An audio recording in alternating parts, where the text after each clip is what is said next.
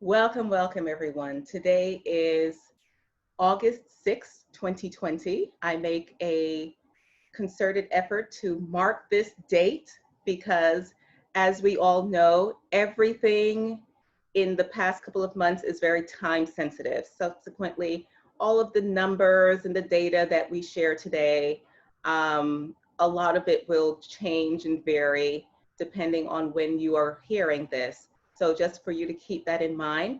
In any case, we are here for Prepare and Protect, looking at COVID truths and looking at how we can best provide a sense of liberation, freedom, prosperity, promise, and peace in this interesting time of seeming chaos.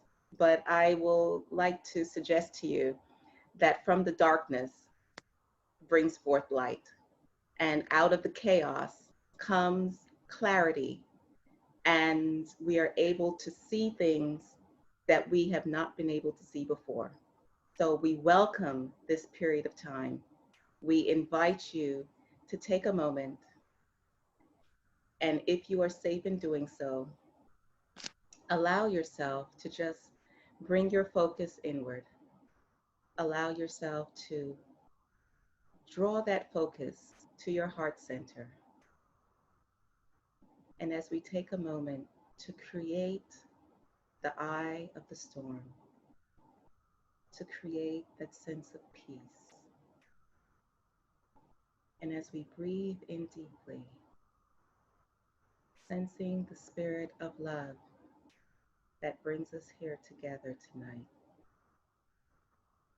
And as we exhale to release any tension, any fears, any confusion, any anxiety, and breathing in once again deeply into that heart center and activating the spirit of gratitude and appreciation. And as we breathe out, thank you, thank you, thank you. And once again, breathing in deeply and expanding our heart center, expanding and radiating the joy that can only be found within. And once again, breathing out and releasing. Thank you.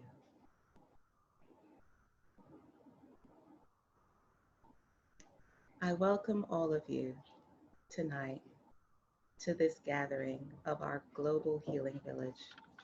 And this gathering where we are here to provide comfort, to provide awareness, to provide a sense of protection, a sense of passion, and a sense of peace in the midst of everything that we are surrounded with. I'm here in the wonderful company of so many faces that are new, as well as faces that are old and dear to me. So I'm just reading off the people that I see here. We have Thomasine, we have Paula Robinson, we have Kamau Dickerson, we have Richard Armstrong, we have Tony Brown, we have Jason Sipple, we have new birth member, we have iPhone person. So I welcome all of you. And I would love to open up today by asking you, what brings you here? What are you looking for? Because all of us today are here to serve. By you stepping into this community, by you stepping into this village today, you are stepping into a zone of love, a zone of compassion, and a zone of service. We are here in service to each other. We are here in service to those who are not even with us physically today. and we are here in service of each and every one of you. And it is with that spirit that I open up the forum for you to share with us what is it that you are seeking, what are your concerns, so that we can more aptly serve you.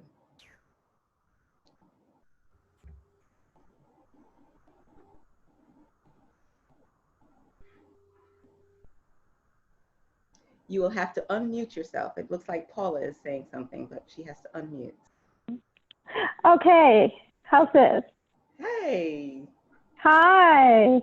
Well, I was invited by Dr. Brown, and I am actually really glad to be here. I'm excited. I look forward to enjoying your webinar this evening. Are there any particular concerns or thoughts that you would like to bring to the platform? Not at this time. I'm excited to be here. He really gave us quite a background about you. So Okay. I am just, so I'm really looking forward. Awesome. Yes. Okay. Anyone else? Are there any things? Richard. I have heard a lot of controversial comments that there is a cheap over-the-counter, well, at least in other countries, alternative. I mean, the hydro or hydroxychloroquine. And if there's truth in that and it's verifiable and defensible, then it says that there are those power-driven people that are trying to keep the truth from us.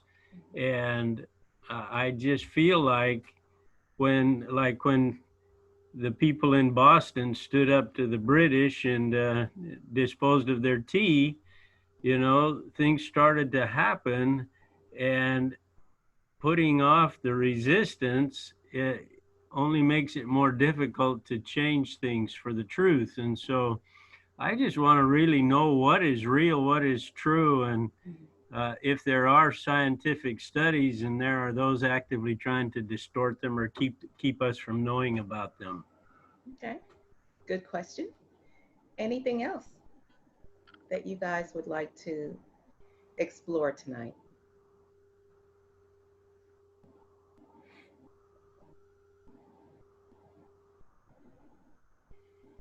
Wow, we've got a quiet group here tonight. Okay. Well, Dr. Brown, we're just going to jump in it. Okay. I'm sorry, you was calling me Dr. Kim, I'm sorry. Oh, is there a particular concern that you would like to have addressed tonight? A question? Oh, no, ma'am, I'm sorry, no, ma'am. But I love that you jumped in because we are going to jump in with you. So you will have noticed in the invitation for tonight, we highlighted my guests, Dr. Tony Brown and Pastor Kamau Dickerson. And that is because one of the first things I want to focus on is giving us a sense of empowerment and a sense of protection, a sense of knowingness. Because amidst all of this interesting series of events, let's put it that way, I think we forget some of the primary truths that we know. There's a lot that we don't know, and I'll be the first to admit that. And I know Dr. Brown will be the first to agree with me that there is lots of things that we don't know. But there are certain fundamental truths that we do know. And that is one of the things that we're going to share with you tonight. And I've asked Dr. Brown and Pastor Kamau to assist me in being able to bring forth certain truths that we're going to share.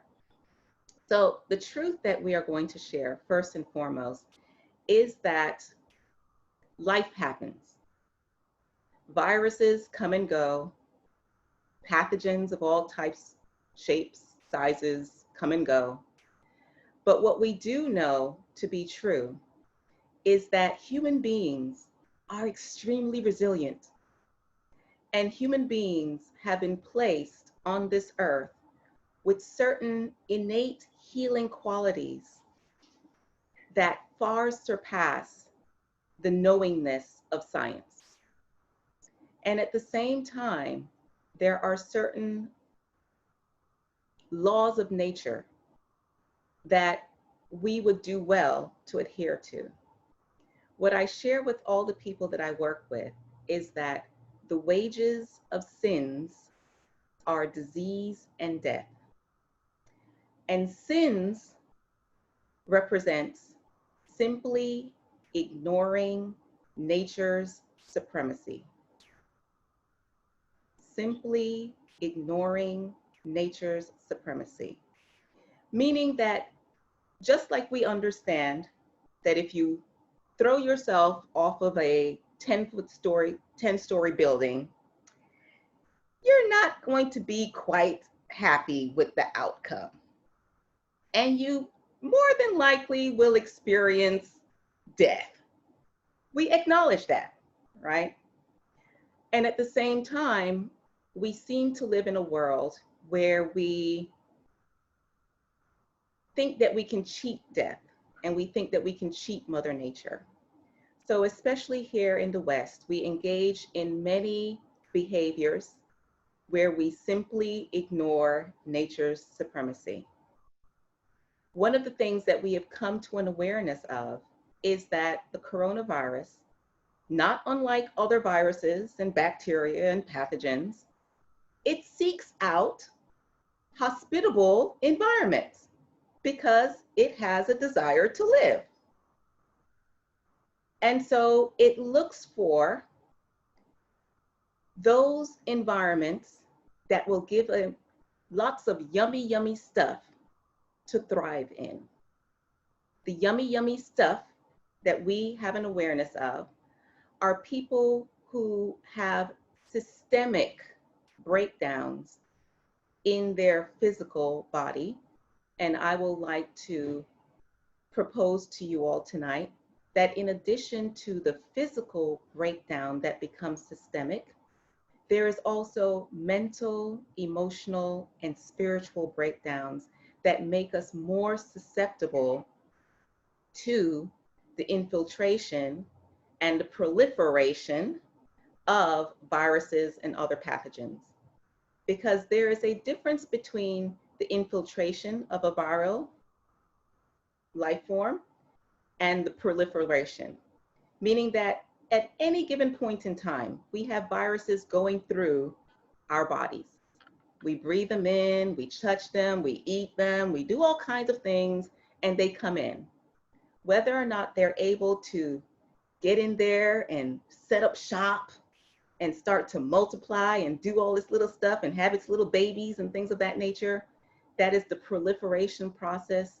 That really depends on whether or not we love to be a good host. So if we are a good host, it says, woohoo, yay, I found my new home. And it goes about its business because it's in the business of survival. So what we're here to talk about tonight is how can we make ourselves resilient? Because health is not simply the absence of disease.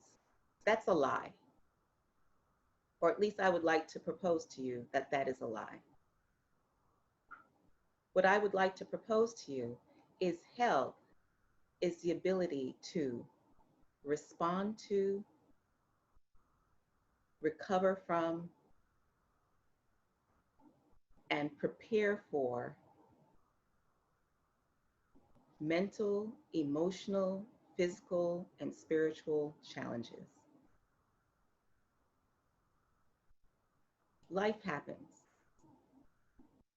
The question is, do you have the ability to prepare for, respond to, and recover from those challenges? So now the reason why I asked Pastor Dickerson and Dr. Brown to join us today is to explore that specific question. How can we prepare for, respond to, and recover from the challenges? Because Today it's coronavirus, tomorrow it'll be the Scooby-Doo virus. It'll always be something around the corner ready to jump on you. So now either you're going to run around in fear till the day you die, or you're going to say, you know what? I'm going to prepare for the reality that stuff is going to come my way. That's just truth. So now, one of the things that we do, or that I do with people, is to assess. I tell people the first thing, the first step in creating a resilient program, a resilient body, mind, heart, and soul, is to assess where you are and to see what that tells you. So now, Pastor Dickerson, can you join us for a moment? Yes, ma'am. I'm here. Sorry, I'm not showing my video. You know I'm busy. No problem, no problem. We just appreciate that you're here with us. Oh, Would it man. I'm grateful. Yes, ma'am. What's your question? would it be okay with you if we shared some of the indicators that you became aware of before your recent excitement? And I'm going to let you tell us what the excitement was. Absolutely. Well, I don't want to take too much time, but I will say I'm grateful for this opportunity, and I pray that I'm able to bless everybody on this Zoom tonight. Well, basically, what happened is, in a nutshell, my father-in-law became ill, and my wife and we began to take care of him and to ensure that he was safe and things like that. And in the process of it, he was diagnosed with COVID-19. He had some other underlying things going on, though, like with his lungs and different and other things that he was dealing with. Of course, high blood pressure, sugar diabetes, things that we deal with a lot in the African American community. But anyway, I also contracted it, but I didn't know it. I was in my room, or I won't say I contracted. I just say that that's what they diagnosed me as, because I really don't know for sure. But you only get this go off with the medical field tells you. But anyway, I was real ill in my room. I had flu-like symptoms, um, and I became dehydrated. I wasn't doing the proper things I should have done to take care of myself before I got ill. Like really taking care of myself like I should. That's a whole nother story. But I had flu-like symptoms, so finally I was driven to Savannah Hospital by my mom. My mom wasn't playing. She said, "You going?"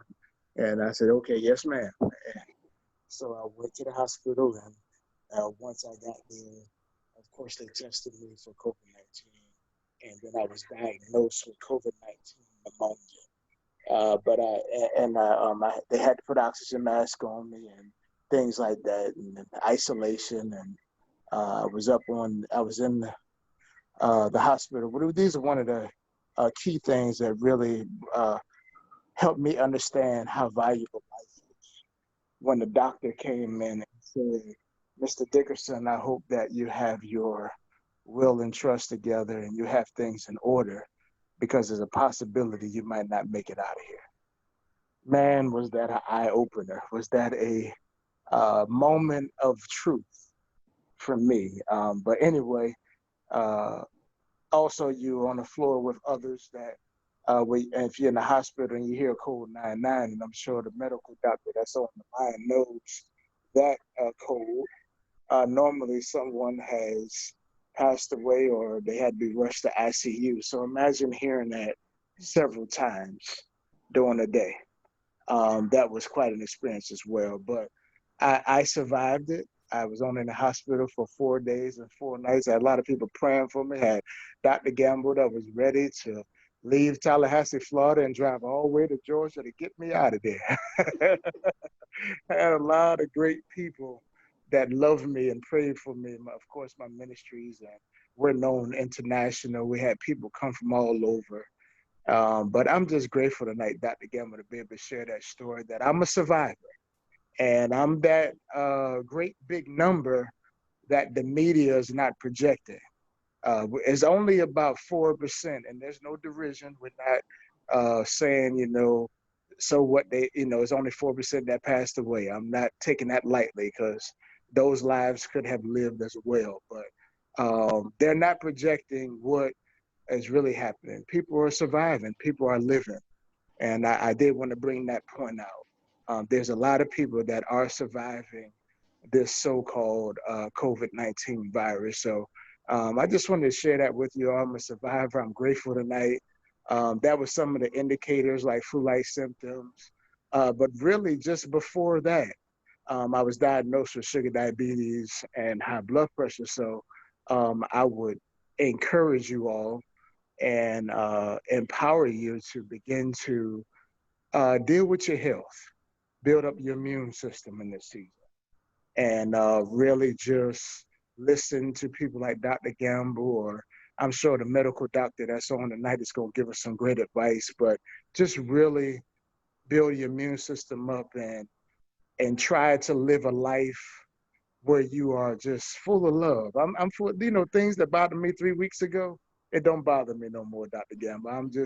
I'm a new person. I've been born again, but I don't want to ramble because I could just go on and on because I'm just so grateful to be alive and to be with you all.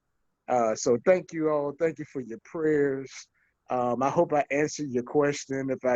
If anybody need to ask me anything, I'd be glad to answer. I'm in between 3 Zoom meetings, believe it or not. Boy, I tell you, I'm being good, Miss Gamble. I'm not being too busy. I promise. I'm not. Oh, he knows I'm about to come over to Georgia and whip his Oh, behind, because Jesus. that is one of the stuff we're going to talk about tonight, okay? So if I can be so bold, Pastor Dickerson, to turn the hands of time back a little bit. And one of the things that you mentioned was diabetes. And I'm going to ask Dr. Brown to share with us why this is such a critical factor in the progression and the proliferation of COVID. Why is it that I keep on telling people, get tested, especially in the African Hold on American 1 minute. community? I'll come back, Miss Dr. Gamble. Hold on. Sure. Okay. So it is very important to test your A1C, your fasting glucose, and your fasting insulin. The reason is because sometimes it looks good with just the fasting glucose and the A1C, but when you look at the fasting insulin, a completely different story. Dr. Brown, can you jump in and share? Of course. Thank you. Thank you. So, some of the things that I'm about to mention, Dr. Gamble had no idea that these are some of the papers I'm working on, some of the things I'm thinking about. Let's start with a really bold statement that diabetes mellitus type 2 is one of the very few diseases that can be cured, right? It can be cured. And you can't say that about a lot of diseases, because diabetes, it's all about the sugar, guys. It's all about the sugar. The sugar is what does the damage. The sugar is what does the damage to the lenses in your eyes and affects your vision. The sugar is what does the damage to your kidneys and helps to shut them down prematurely. The sugar is what does the damage to the pancreas. The sugar is what does the damage to your brain, because diabetes, as a matter of fact, let me say it differently. Alzheimer's has begun to be called diabetes type 3. Exactly. And the reason is there's a direct connection between your diet and your brain. And all we're saying here is diabetes, yes. Are there genetic predispositions for it? Absolutely. But again, it can be cured if you can control the sugar.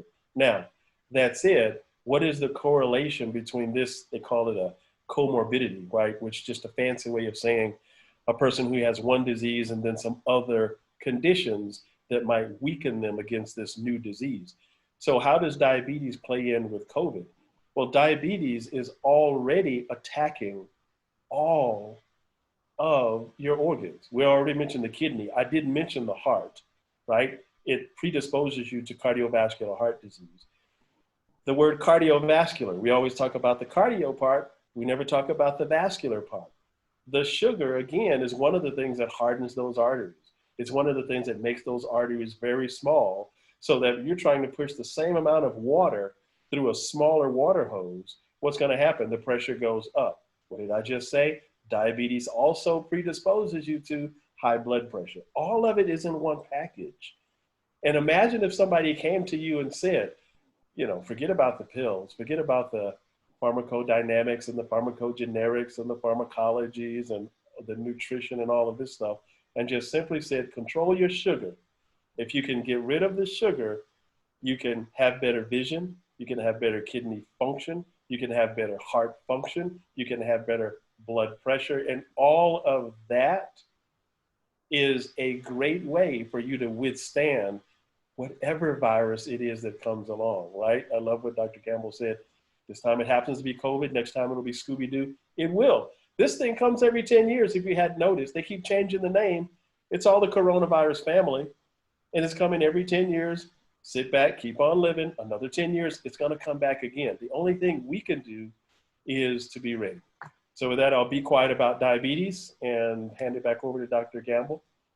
So the blood glucose is one of the issues. And like I said, to really pay attention also to your fasting insulin, because this is the runaway train that many people do not recognize as happening underneath the surface. The reason why this is so critical is because your insulin receptors are one of the only receptors that are on every single cell in your body. Let me repeat this. Every single cell in your body has what we call insulin receptors. Now, what happens as we progress through what's called insulin resistance is that your body's pumping out more and more insulin to try and get the glucose into the cells. If the glucose is not going into the cells effectively, it's sitting at the door because the insulin is not going into the receptor cells due to a lot of what we call cellular inflammation. And that is running rampant throughout your system. This is not to be confused with things like edema, meaning you can have cellular inflammation without really seeing the retention of fluids. Because as I said, it's on a cellular level. But the ramifications are tremendous, because if you're not able to get the glucose into the cells, then it continues to proliferate within the bloodstream. It creates a high amount of inflammation and oxidation in the body. It creates the stickiness of the blood cells so that you're not able to have the blood flowing quickly. You have this thickened blood that you're not able to transport your nutrients efficiently.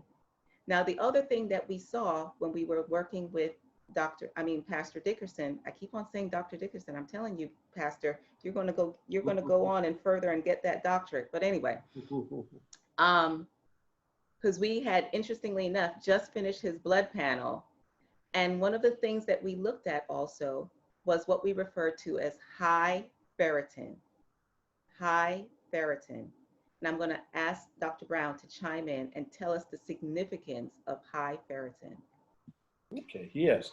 So, and if you mind, I'll just want to circle back around quickly and, excuse me, scoop up some other things you mentioned that were really important. Fasting insulin. It just so happens, again, you didn't know this. My boss came to me this morning. I've got a text on my phone right now that says, call me when you're free. He wants to do a paper to the community, and the title of it is Fasting Insulin as an Indicator of Pancreatic Health, right? That is hours old. So Dr. Gamble, you are ahead of the power curve. You are on the cutting edge. I got to talk to you about being a co-author. Let's do that. Yeah. So that's one. Two, inflammation. I did some study with the National Cancer Institute, National Institutes of Health in Bethesda, Maryland. And this paper was on what inflammation does to your body. The idea here, guys, is that inflammation is age. The body sees inflammation as aging. And as a matter of fact, medicine goes through these cycles so that every now and then they change the language with which they use to describe disease, right? It used to be talking about it in the language of immunology, talking about it in the language of genetics. And then 10 years later, where we are now, it's talking about disease in the language of inflammation. In other words, if I live to be 100 and Dr. Gamble lives to be 110, the explanation that modern medicine says is that it only took me 100 years to gain the amount of inflammation that it took Dr. Gamble 110 years to gain. So I died in 100, she died in 110. I'm saying that because inflammation, now I'm switching over to ferritin, inflammation freaks out your body. Evolutionarily, your body knows that when a bug comes in, it is bacteria, fungus, or virus. When a bug comes in, the body recognizes infection as inflammation. And you've all had it before. You've had an infection, it's inflamed, the body sends blood to that area, washes it with blood and white blood cells to try to heal it very quickly. That's the inflammation part. It's gone on over and over so much through time that now whenever the body gets infected with a bacteria, it sees it as inflammation and it says, wait a minute, I know what those bacteria like to eat. They love to munch on iron. So whenever the body sees inflammation, it thinks it's bacteria, it reaches into the blood flow, pulls out the iron and hides it into the cells, specifically in the macrophages on ferritin, this stuff called ferritin. So what just happened? The body hid the iron from the bacteria so that they would die. That's great. But the body is also hiding the iron from you while it's attached to that ferritin. And it just sits there until the inflammation goes away. What happens to you, the patient? You start suffering really weird signs like, I can't run very far. I can't walk very fast. I've got funny colors to my fingernails. Whenever I bleed, I can't stop bleeding. Lots of fatigue for no particular reason at all. And all of these are generalized effects of the thing we call inflammation and the way it affects iron supplies in your blood. And it's beautiful what you're saying in terms of making that connection for people between ferritin, which is the way in which the body stores iron, versus the quote unquote iron that is in your blood. Now, the reason why iron is so critical is because it has a heme part of your hemoglobin, and that enables you to transport oxygen throughout your body. Now, there are a lot of times when people are chronically anemic, and unfortunately, what many medical professionals will do is simply jump in and start giving people iron supplements. Now, what Dr. Brown is implying subtly is that sometimes your body is taking the iron out of your bloodstream and hiding it to protect you. So now when you go and try to think that you know better than Mother Nature and you start giving yourself more iron, okay, you're also creating more of an area for the body to start munching on the iron. So a lot of times you will see that people who have low iron stores tend to have certain bacterial proliferation, whether it be yeast or things of that nature. And by simply putting the iron into the bloodstream, you're feeding the yeast, which is what your body was trying to save you from in the first place. Yeah. You know? So that is why we really impress upon you to have these conversations with your doctor or your healthcare providers, to do comprehensive labs, to look at key indicators like we're talking about today that will reflect or give you insight into whether or not you have risk factors for things like COVID, but like I said, any kind of pathogen, any kind of viral infection or bacterial infection. That is what we need to look at. And what Dr. Brown is also emphasizing here is that we need to look at inflammation, systemic inflammation in the body. What is triggering that inflammation? And it's not that the inflammation is bad. What's bad is that we don't address what's triggering the inflammation, because the inflammation is really your body's way of saying, I'm trying to protect you, girlfriend. What's up with that? You know, I'm trying to save you from yourself. So now it's not about simply going in like they usually do with medications to cut down the inflammation. Yes, in a crisis situation, we need to cut down the inflammation. And at the same time, we need to look at what is triggering the inflammation. So I'm going to turn it over to Dr. Brown to share with us what are some of the key things that we can do in our lives to cut down the inflammation that ages us prematurely and makes us more susceptible to disease. Okay, yes, thank you. So let me touch real quickly again on what you mentioned about you're going to your healthcare provider and they give you some iron prematurely, right? And so I just want to say something about drugs. And when I say drugs, I'm using a very liberal definition of it. I mean anything but anything that is not natural to your body. As a matter of fact, let me make a different statement. All those big pharmaceutical companies, nutraceutical companies, supplement companies, if you think about it, any drug that gets made, is made to mimic something the body is already doing. It's just trying to rev it up. That's why you're taking it, to do something your body cannot do. Maybe it has a genetic predisposition that it is unable to do it, right? Or maybe the drug is trying to slow down things that the body is already doing too much. Drugs are made to mimic the way that the body works. Here's the problem. Every single solitary drug, guys, has a side effect. Some of those side effects, pharmaceutical companies have learned to market as the thing that we think we want. It's just a side effect that they put a spin on to call it a positive thing. And then all the other lists in small print that you see are the adverse effects.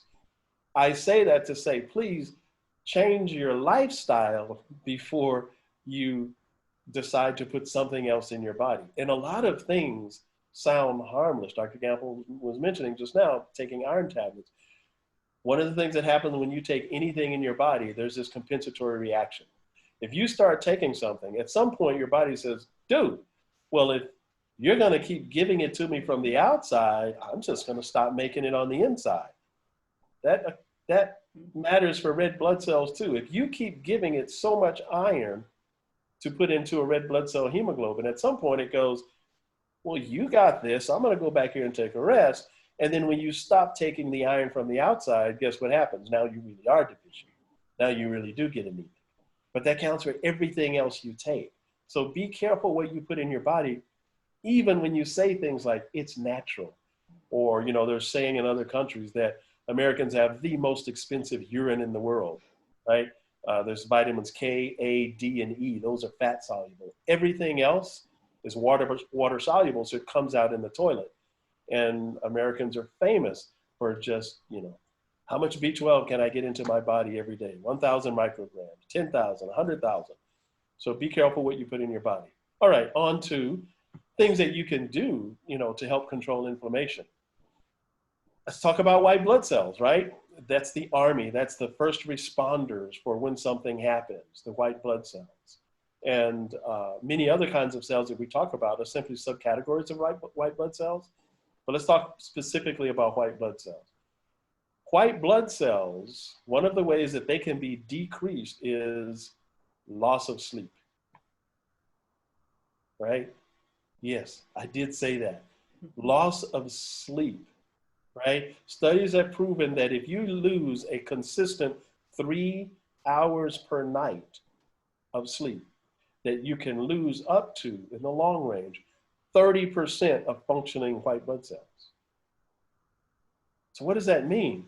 Just staying awake longer is putting your body in a position where it can't fight what it's going to encounter. It's going to encounter the virus. The only question is, will you be able to fight it? And we've all run into this. You know, you're studying really hard for an exam, and right when you get to the end and you're cramming, you got that last 4 or 5 days, and you're staying up all night, and then what happens right after the exam? You get sick. This is the manifestation of that lack of sleep, taking out your white blood cells. Okay. Number 2, decrease stress.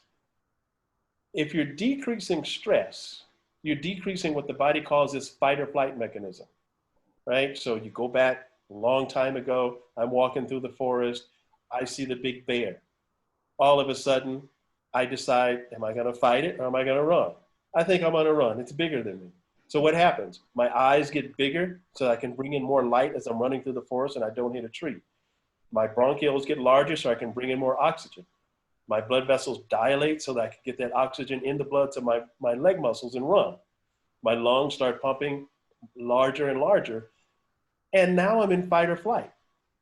When I finally get away from that bear, I go into rest and digest. But here's the problem with fight or flight. Fight or flight pumps out more cortisol. Cortisol is the stuff that makes more and more glucose. You can easily find studies that will say to you that people who live in a consistent state of fight or flight, who are those? Oh, are my lights going to get turned off today? Right? Oh, what's going on between my father and my mother? I hear some screaming in the kitchen. Oh, what's going on with my son? He's walking through that dangerous neighborhood again. Oh, what, ... Okay? People who live in a consistent state of fight or flight have a consistent state of glucose increase. More glucose because of the cortisol, more chance of diabetes, glucose intolerance, all of the things that Dr. Gamble has been talking to you about. And here's another thing. It turns out while I'm busy running from that bear and I'm in fight or flight and I'm pumping cortisol, pumping glucose, getting diabetes, right? All that's going on. The body says, Tony, while you're running, you don't have time to think about the second theory of thermodynamics, right? You don't have time to memorize new mathematical equations and scientific formula. You put all of your energy right now into running away from the bear. What did I just say? When your kid who's sitting in a classroom and always in fight or flight for whatever reason, and they're sitting there and taking a test, and somebody tells you that that kid because they're from a certain socioeconomic class, can't cut the grade. It's not the kid's intelligence. It's not the kid's intellect. It's because the kid's body is in fight or flight and it's not willing to memorize the second theory of thermodynamics because it's in survival. They're not dumb. They're just running away from the bear every single moment of the day. So second thing you can do is cut down your level of stress. I had a couple of more things to tell you. However, I should ask Dr. Gamble first. I looked at your video. I get a whole bunch of things on my emails, and Dr. Gamble's is, I'm telling you, I'm quite honest, the only ones that I read. Because one, they're socially relevant, right? It's not just about medicine, it's about changing community. And so I read those. I also watched your video. I have, tell me if it's appropriate or not, I have 4 slides with statements from you, from your video, that I just wanted to reaffirm to them. Sure. It'd be great. If not, just tell me, shut up. No. All right. Definitely. So go ahead and share. I'm going to make you a co-host, and that way you can share your screen. And as you do that, what I wanted to also mention to people, in alignment with what Dr. Brown is talking to us about fear, what I refer to as false evidence appearing real. There is a supreme danger in this overwhelming sense of, oh my God, this bear is going to get me. And right now, I want to bring particular attention to our children, because now we're in the debate of, should we send our kids back to school? Oh my God, they're going to be killed by this virus. And I just want to put some numbers out there for you to think of. As of July 12th, 2020, the CDC reported that in the age group of 0 to 14, meaning little itty bitty babies just born to 14 years of age, there were 101 deaths due to the flu influenza. And get this, there were 31 deaths attributed to COVID. Let me repeat. For the age group of 0 to 14 years of age in the entire United States, there were 101 children who died due to flu influenza and 31 who died from COVID. Now let's look at the little older age group, 15 to 24. In the entire United States, as of July 12, 2020, according to the CDC, there were 267 deaths due to flu pneumonia and 166 deaths due to COVID in the entire United States. So now what we need to keep in our mind's eye is, number one, to breathe. Because as Dr. Brown just said, when we are caught up in this fear, and we all know that the media thrives on creating a pandemonium of fear. That's how they sell. Nobody's going to look at the news if it's just blah, blah information about, little kids selling lemonade at a lemonade stand, right? So it is in their best interest to create all of this fear. And in the midst of that fear, when you are running away from the lions and tigers and bears, oh my, we start to shut down what we refer to as the executive thinking. The prefrontal cortex shuts down. And that is why I started our time together today with that breathing, with allowing us to go into our heart center, to find and access that area of peace and tranquility so that we could open up and be able to think more clearly. I need for you all to calm, to go and create the eye of the storm so that you can think clearly, so that you can ask questions. I'm not telling you to believe me or Dr. Brown or anybody. In fact, I challenge all the people that I work with to ask questions and to challenge me and say, look, Michelle, I don't believe what you're saying. I am totally with that. I get really upset if you don't, actually. That's why in the classroom, I love my ADD kids, because they were always keeping me on my toes. And they'd be like, oh, Dr. Gamble, that is wrong, what you just wrote up there. I'm like, I was just seeing if you were awake. Just seeing if you're paying attention. And that's a good thing. So as we step into listening to what Dr. Brown is sharing with us, I ask you, I beg you to look at the numbers and to ask yourself, what's going on?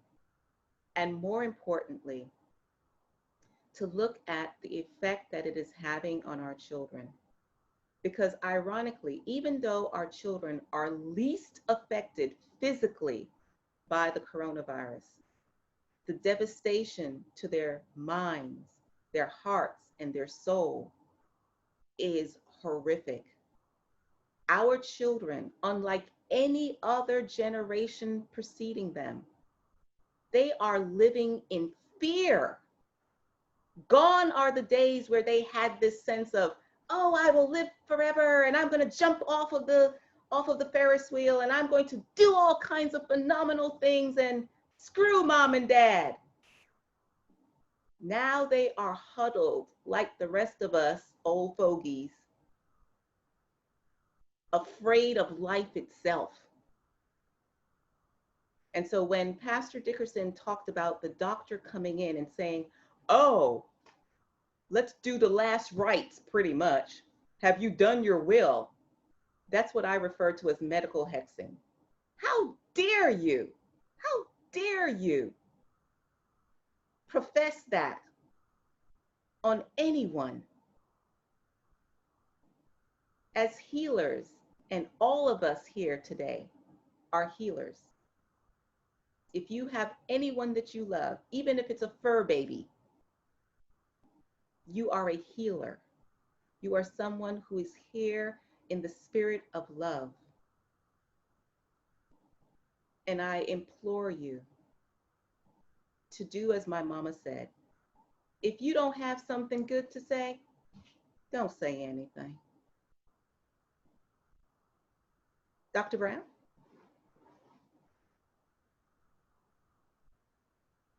You're muted. So these are just a few slides that I put together off of your COVID dangers YouTube. Okay. And it was just some memorable things that you said that I wanted to comment on. So first one,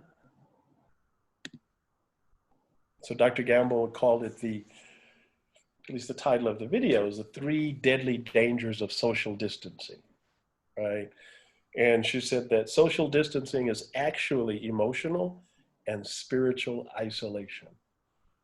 I wholeheartedly agree, right? I'm not saying don't do it. What I am saying is realize what the dangers are.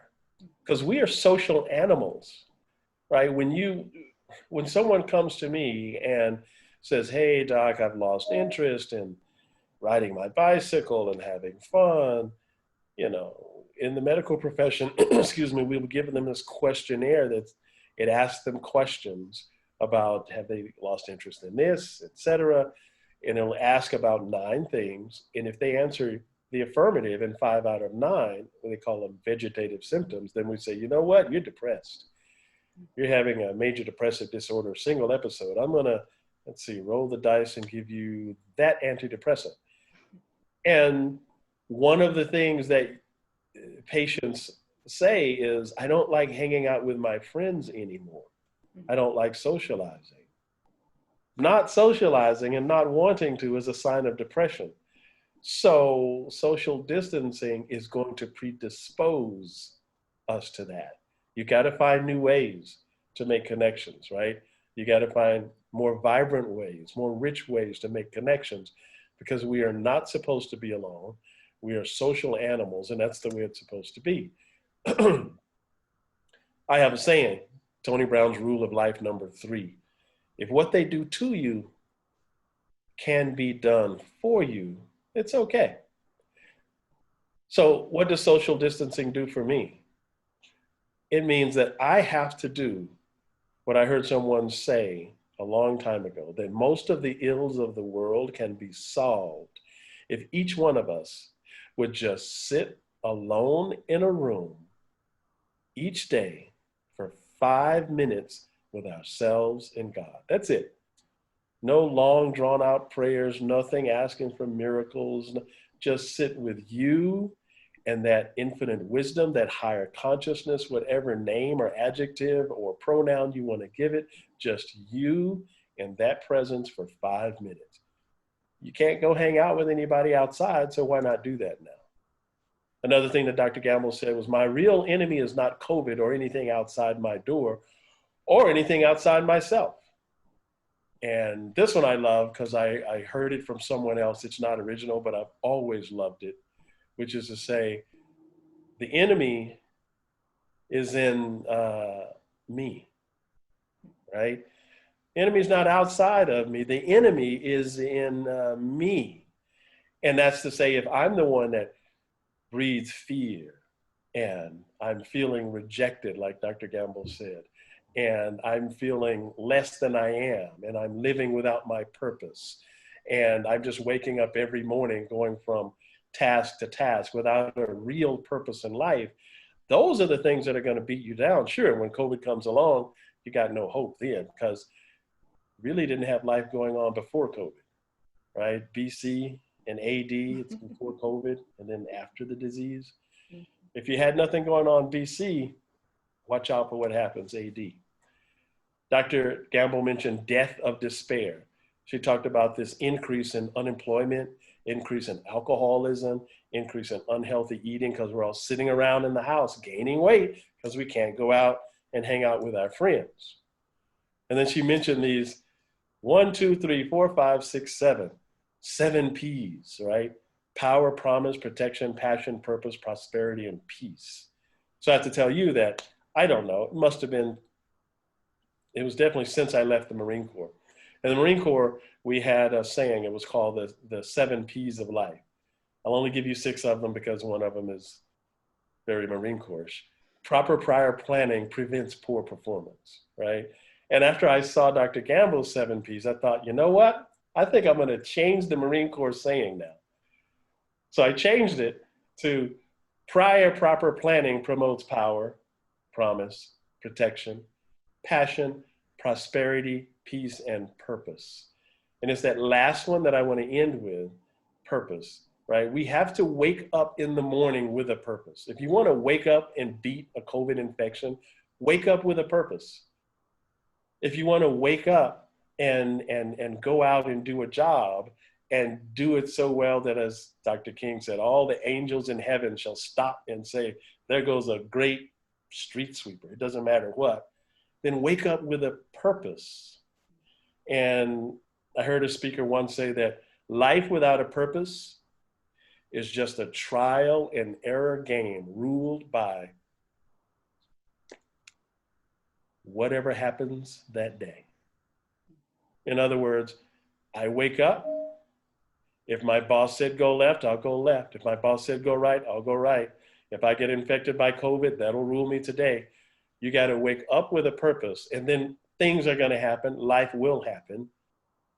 Life will always out, especially if you have a purpose. Just wake up, decide what that is, keep moving forward. I know getting sick costs money. I get it, guys. I know getting sick is hard to do when you have kids and you have to take care of them. I know. So I'm not minimizing that. I'm just saying you got to do that anyway. You're going to get sick anyway. You might as well wake up and drive forward. That is it. Thank you, Dr. Gamble. Thank you. And in alignment with that, ladies and gents, the pervasive message that I want to share with you today is that COVID is here to teach us, to give us an opportunity to, as Dr. Brown said, have those moments of time with God. And I don't know about you, but in those moments of time with God, I ask, what is it that you want me to see? What is it about myself that I need to have an awareness of? What are the areas that I need to cleanse, to release? Maybe there are physical things that I need to release, to let go of. Maybe there are mental things, limiting beliefs that I need to let go of. Maybe there are false identities that I keep telling myself, this is who I am, that I need to let go of. Maybe there are emotional anchors that I have bound myself to, that I have allowed to obstruct my ability to heal, that I need to let go of. COVID is here to teach, to give us that divine opportunity to access the essence of who we are, which is creatures of a divine wisdom, a divine power, a divine presence that enters into the world as a spirit of love. I invite each and every one of you tonight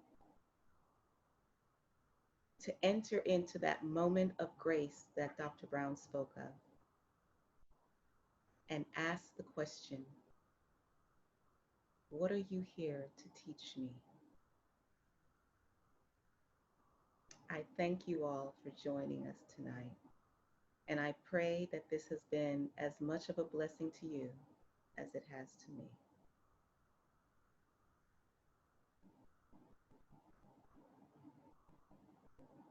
Would anybody like to share as we close out?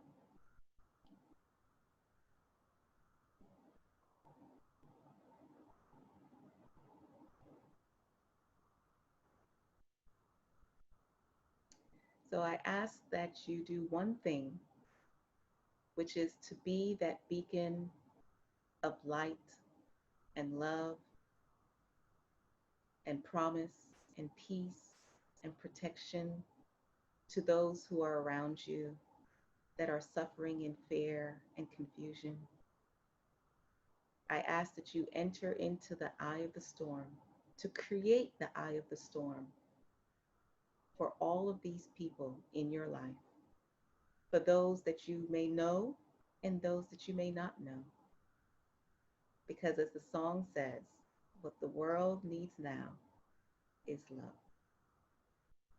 I thank you and good night.